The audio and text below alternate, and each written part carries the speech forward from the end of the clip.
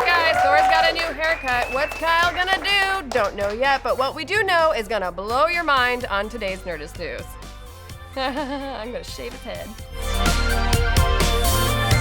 The new issue of Entertainment Weekly is about to hit the shelves, and right poop on the cover is the god of thunder himself, Thor, sporting a new do, as well as hinting at a few other thunderously exciting details. Now today we're going to try and connect the dots from Hemsworth's haircut all the way to a possible huge reveal. So if you be worthy, stick with us, because we're going on a journey to Asgard and beyond. Let's break it down. First off, we've got to talk about that hair. Thor's godlike golden locks have been shorn, and now he's looking pretty crispy, if I do say so myself. And since we're guessing that popping into a Fantastic Sam's isn't a major plot point, what could Thor's tight coif mean for the Ragnarok storyline and the MCU at large? Well, we've known for a while a good portion of Ragnarok will have Thor fighting in gladiatorial pits, a la Planet Hulk, on a desolate world called Sakaar that's filled with extremely powerful robots, androids, and monsters. And we've also already seen concept art that has shown Thor fighting the crabby green giant himself, the Hulk. Now, if Thor is being compelled to fight for sport, which could be corroborated by the Planet Hulk-like shoulder armor that he's wearing, the haircut might be a forced trim. Perhaps his masters or captors made him buzz it off as a way to emasculate or dehumanize him, or, judging by his tattered cape in the photo, Thor looks to have taken some damage. So it's also possible that Thor cut his hair his own damn self so that it couldn't be used against him in combat. Which tracks, because if Chris Hemsworth walked in here right now, his hair would be at least the second thing that I'd grab. And then there's... like, for reals. And then there's the two glamrock swords he's wielding in the pic. Seriously, they look like the lightning bolt in between AC/DC's band name. And although these things are 80s cool, they still beg the question, where the is Mjolnir? Clearly, his hammer is AWOL, but where? Well, we have a few theories. One, we know from the post-credit scene in Doctor Strange that Thor has recruited the Sorcerer Supreme to help him find Odin, who disappeared at the end of Thor: The Dark World.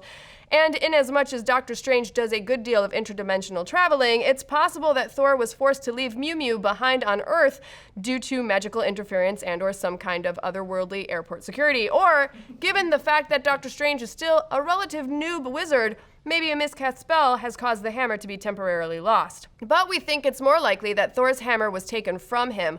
Not an easy task. I mean, the words, "Whosoever holds this hammer, if he be worthy, shall possess the power of Thor," are etched onto Mew Mew's side, so if someone were to strip Thor of his beloved Mew Mew, they'd have to be pretty effing powerful. In the comics, Mew Mew has been temporarily held by a handful of characters, including Captain America, Awesome Android, and Beta Ray Bill, though as much as we'd love it, old Ray Bill's origin story may be a little too convoluted for him to make a cameo in the film. Storm, Magneto, Superman, Rogue, Wonder Woman, and Conan the Barbarian have also held Thor's hammer aloft in the comics, albeit some of these in alternate timelines or dimensions, but we'd imagine that the major movie foil known as licensing issues will be keeping those characters at bay.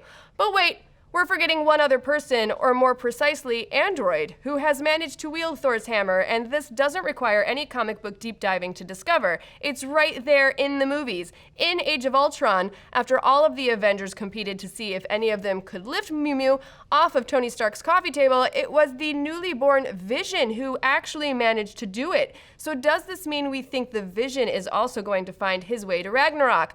No.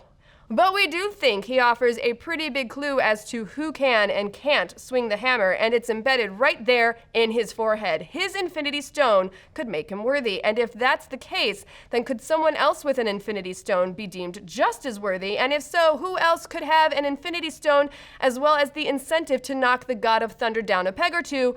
Well, the only Infinity Stone still missing is the Soul Stone, and it seems like a pretty safe bet that the stone with the power to collect souls would be controlled by the goddess of death, Hela. Now, we know that Cate Blanchett will be playing Hela in Ragnarok, and we've even seen this concept art of her towering over Thor on the streets of New York, so here's our big theory. Hela has the Soul Stone, which lets her grab Thor's hammer and abduct him to the battle planet, probably after Strange conjures her up in an attempt to give Thor a hand to find his missing brother. But how would that work? Because she's still a bitch. So there you go. I told you we were going on a journey today, and that we did, from hair all the way to infinity. Hope you guys enjoyed your flight. So what the hey do you think happened to Mew Mew?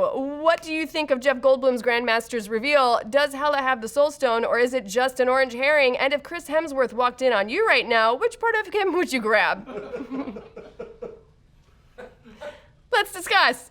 And thank you to Qualcomm for sponsoring today's show. Want to fly out to LA and catch the Power Rangers movie premiere? Well, thanks to Qualcomm and Lionsgate, you can. To celebrate the incredible new VR experience based on the film, we're partnering to send 3 lucky winners to the LA premiere on March 22nd. Each winner will also receive a Google Pixel phone and Daydream headset. Check out the link in the description to learn more on how to enter and win. Today is the last day to check out the Nerdist March Badness bracket. We are going to determine the ultimate pop culture baddie with the help of all of you. Fill out your bracket over at Nerdist.com and be sure to tune in every day to Nerdist News Talks Back as we break down who is truly the best at being the worst. All right.